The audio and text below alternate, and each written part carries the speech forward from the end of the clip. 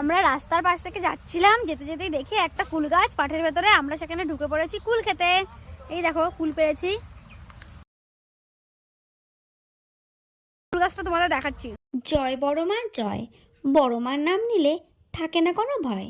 চলো তোমাদের এবার কুল গাছটা দেখিয়ে দিই। দেখো মাঠের ভিতরে এই গাছটায় কত কুল হয়েছে।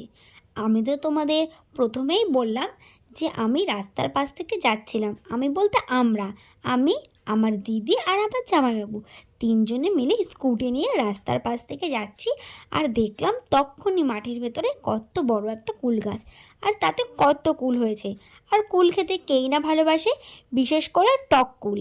টক কুল খেতে তো ভীষণই ভালো লাগে। তার জন্য আমরা ঢুকে পড়লাম কুল পাড়তে। আর কুল গাছের কুলগুলো এত এত নিচুতে, তোমাদের কি বলবো, দেখেই তো আমাদের পাড়তে ইচ্ছে করছিল। তবে নিচের কুলগুলো খুব একটা বতি হয়নি, একটু হালকা কষ্টে কষ্টে ছিল। তার জন্য প্রথমে ভাবলাম গাছটাকে একটু ঝাড়া দেওয়া যাক। তো আমার জামাইবাবু গাছটা খুব জোরে ঝাঁকিয়ে দিল, আর তখন মাটিতে কত কুল পড়লো। সেগুলো তো আমরা কুড়িয়েছি। তারপরে আমি ভাবলাম একটু গাছটাকে ঝাঁকানো যাক। আমিও আমার গায়ে যতটা শক্তি ছিল সব শক্তি প্রয়োগ করে কুল গাছটাকে নাড়াতে লাগলাম। আমি অবশ্য কুল গাছ ঝাঁকিয়ে খুব একটা কুল পারতে পারিনি। আমার গায়ে যেরকম শক্তি, সেই শক্তিতে কখনো কুল পড়ে না। আমার জামাইবাবু যতবার ঝাঁকা দিয়েছে ততবারই কুল পড়েছে।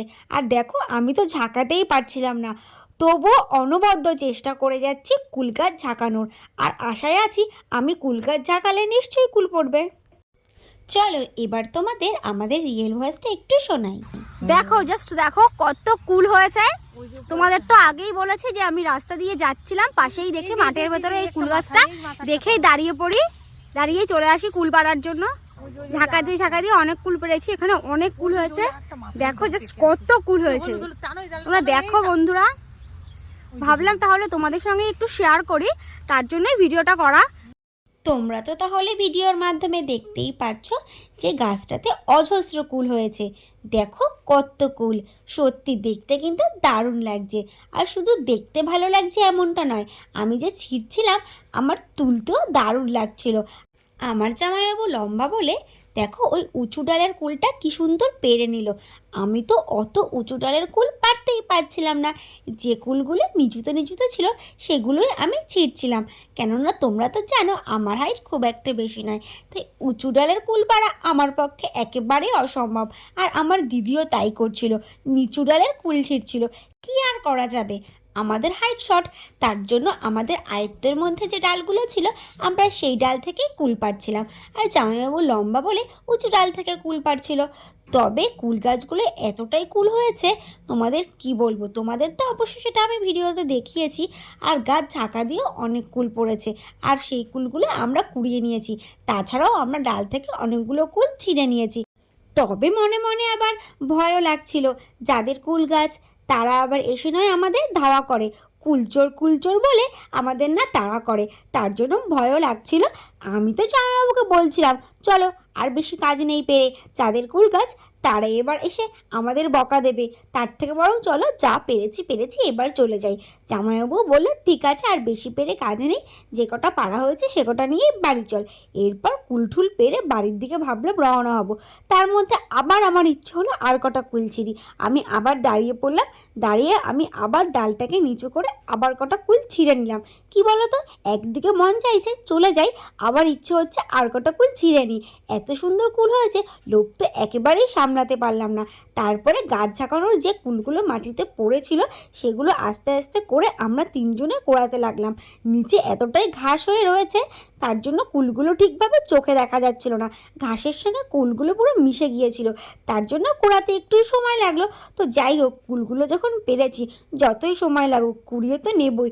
একটা কুলও গাছের নিচে ফেলে যাব না, যা আছে সবই কুড়িয়ে নেব, কেননা এত কষ্ট করে পেরেছি। তারপরে আবার মনে মনে ভয় ছিল যদি লোক এসে আমাদের কুলচোর বলে তাড়া করে, আমাদের বকা দেয়, এইসব ভয় নিয়ে আমরা তিনজনে চলে গেছিলাম কুল পাড়তে। তাহলে তোমরাই বলো কুলগুলো কি নিচে ফেলে আসা যায়?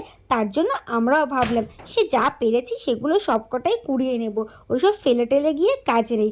তারপরে আমরা আবার কুল গাছের এদিক সেদিক একটু ঘুরতে লাগলাম, ভাবলাম আর একটু ঝাঁকা দিই। জামাইবাবু আবার কুল গাছের নিচে চলে গেল ডাল ঝাঁকানোর জন্য। তখন ডাল ঝাঁকিয়ে আরও কিছু কুল পড়লো, সেগুলো আমরা কুড়িয়ে নিলাম। চলো এবার তোমাদেরকে দেখাই আমরা ঠিক কতগুলো কুল পেরেছি। এই প্যাকেটটা দুদিন ধরে আমার সোয়েটারের পকেটে ছিল।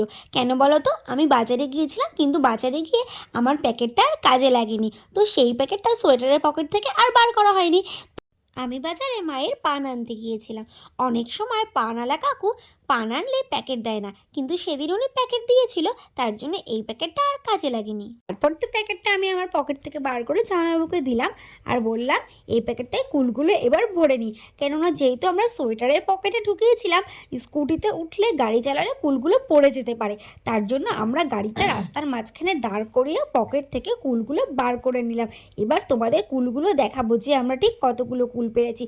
খুব একটা বেশি কুল পারতে পারিনি, তবে মোটামুটি একেবারে খারাপও পারিনি। তারপরে তোমরা তো দেখলে আমি কুল গাছের নিচে দাঁড়িয়ে কতগুলো কুল খেয়ে নিলাম। কুলগুলো খেতে একেবারে খারাপ নয়, টক মিষ্টি, আমার তো খুবই ভালো লেগেছে। আর এই কুলগুলো মাখা করলে আরও দারুণ লাগবে।